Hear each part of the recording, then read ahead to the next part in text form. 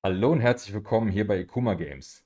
Kleines Update zum PlayStation VR 2 Charging Dock bzw. Review von den Fast Snail Ladestationen, von der Fast Snail Ladestation für die PlayStation VR 2. Ihr habt ja mein Video gesehen oder einige von euch. Ich war super unzufrieden mit dem Original PlayStation VR 2, ja, mit der Controller Ladestation. Die kostet 50 Euro, hatte einige Schwächen, die ich echt nicht ignorieren konnte und habe das Ganze wieder weggeschickt. Jetzt habe ich eine Weile geguckt, was gibt es da so für Angebote da draußen, und ich habe mich letzten Endes für die Fast Snail Ladestation entschieden. Das ist die hier, ja, eine ganz normale Ladestation, wo eure PlayStation VR 2 quasi oben drauf kommt. Ja, das Kabel kann hier hinten aufgewickelt werden, aber das zeige ich euch gleich im Detail. Also das ist eben das Ding, was ich zurzeit benutze und womit ich auch ehrlich gesagt ganz zufrieden bin. Aber ich möchte auf ein paar Sachen trotzdem nochmal genauer eingehen. Also das ganze Ding wird einfach zusammengesteckt. Ihr habt hier diese Stange, wo das Licht durchkommt. Dann eben die Halterung hier oben, wo ihr das Headset auflegt, und eben ja, so ein Bereich, wo Kopfhörer drauf können oder eben das Kabel einfach umwickelt wird. Das wird hier einfach ineinander gesteckt und fertig. Das ist auch der größte Nachteil an dem Ganzen. Wenn ihr das einfach irgendwo hinstellt, ist es okay, aber es ist stabil, aber ich würde es jetzt nicht vollkommen mit Headset beladen irgendwie rumtragen, dann geht das vielleicht weg. Wobei ich echt schon Kraft brauche, um das abzunehmen. Ihr könnt das natürlich hier mit Sekundenkleber komplett festmachen, dann werdet ihr kein Problem damit haben, aber ja, irgendwas, eine geschraubte Lösung finde ich manchmal einfach besser, aber soweit ist das eigentlich hier der einzige Nachteil, den ich in dem ganzen Produkt sehe. Es hat eine schöne Verarbeitung, der gut zu der PlayStation VR 2 passt. Die Farbe ist ein bisschen grauer, ist eher so ein Pico 4 Grau als ein PlayStation VR 2 Weiß, aber trotzdem sieht das nicht irgendwie unpassend aus.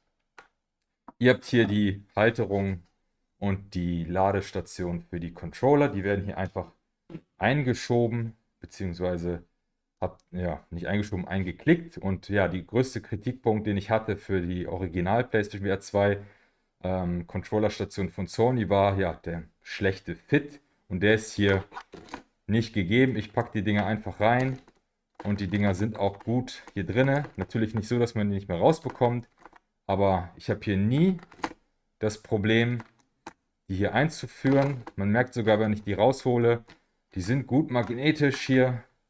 Das ist echt eine super Sache. Gar kein Problem, die hier immer blind reinzuschieben. Auch wenn ihr die falsch rum reinmacht, ich mache mal so einen kleinen Blindtest.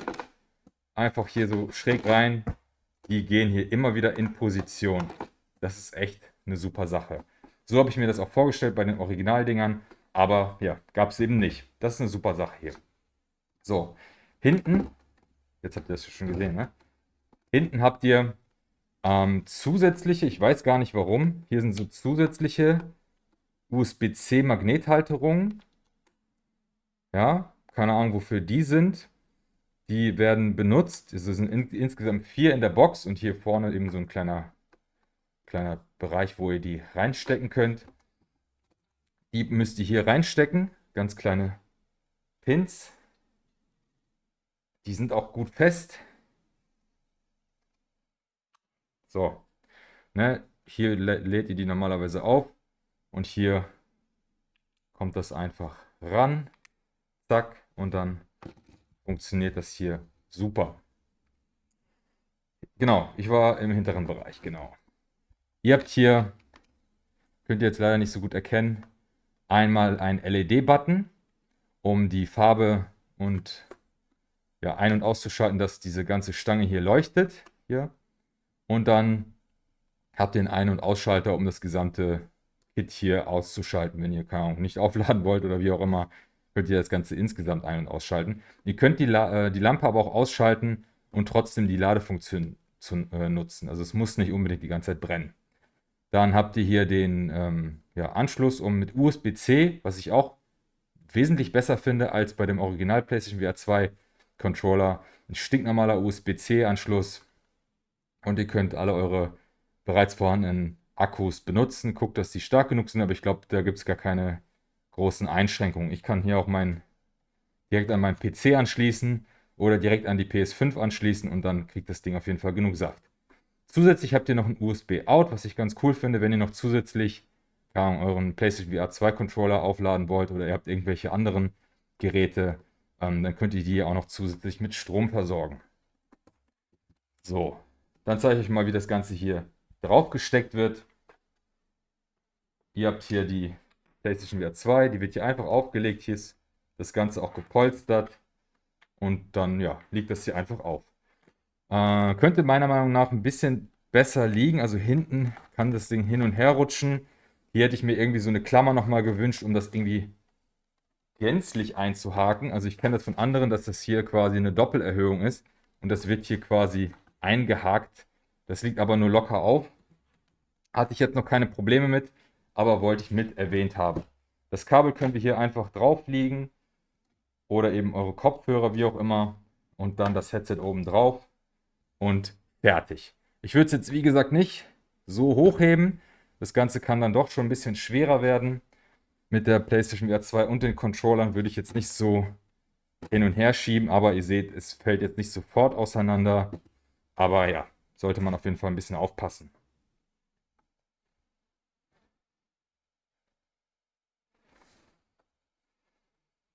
Genau, jetzt zeige ich euch mal die Farben. Ich weiß jetzt nicht, wie gut mein PC das Ganze hier jetzt darstellt, also die Webcam, aber einmal sehen müsst ihr es. So, ich nehme das mal wieder ab. Ich habe das jetzt ausgestellt, die Farbe. So. So könnt ihr das eben laden. Ihr seht hier, blau bedeutet voll aufgeladen hier und orange bedeutet lädt auf. Meine Controller sind offensichtlich voll. Gut. Und hier, wenn ihr hinten auf den Aus-Button drückt, dann geht das ganz aus und an. Aber zusätzlich könnt ihr hier die Farben der LEDs ändern. In der ersten Einstellung habt ihr hier so einen Regenbogeneffekt. Dann wechselt die Farbe durchgehend. Aber ihr könnt auch einzelne Farben dauerhaft nehmen. Das ist jetzt so ein direkter Wechsel. Aber wenn ich weiter drücke, kann ich, ja, ich glaube ab hier nur Rot, nur Grün, nur Blau, nur Gelb, nur Türkis, Lila, Weiß und eben das Ganze auch ausschalten. Und ja, eine große Variation braucht man nicht unbedingt. Wie gesagt, war jetzt auch gar nicht das, wonach ich gesucht habe. Ähm, Ich wollte einfach einen festen Stand, der nicht komplett bescheuert aussieht. Und ich bin hier, finde ich, bei einem ganz guten Ergebnis. Das Ganze kostet 36,99 €.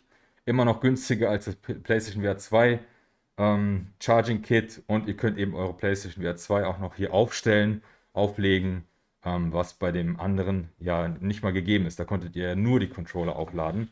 Ja, das ist auf jeden Fall eine gute Sache. So, das war also mein Review zur Fastnell PSVR 2 Charging Station. Ich hoffe, dieses Video konnte euch weiterhelfen. Links und so weiter kriegt ihr natürlich wie immer in der Beschreibung. Schaut euch gerne mein Video an, wie ich das Ganze ja, mit die Original PSVR 2 Charging Station zerrissen habe, weil die einfach Murks war, meiner Meinung nach. Wenn euch dieses Video gefallen hat, würde ich mich über ein Like und Abonnement freuen und schreibt mir doch gerne in die Kommentare, ja, was ihr für eine Charging-Lösung für die PlayStation VR 2 habt. Das würde mich brennend interessieren. Also, wir sehen uns beim nächsten Mal. Haut rein. Ciao.